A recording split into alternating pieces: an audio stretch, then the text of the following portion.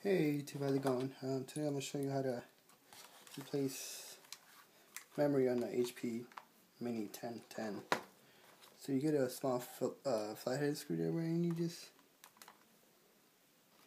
try this out.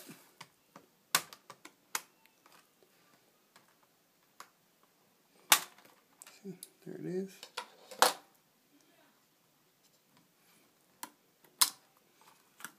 So, see what I just did? See these two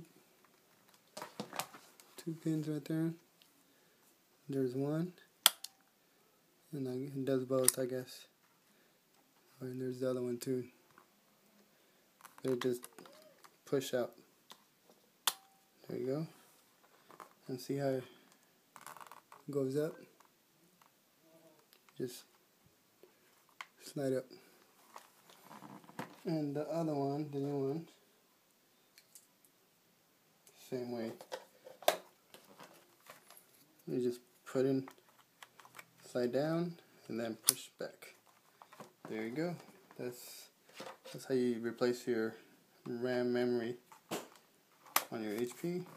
And you just put it back. Thanks. Comment, subscribe. Then thanks for watching.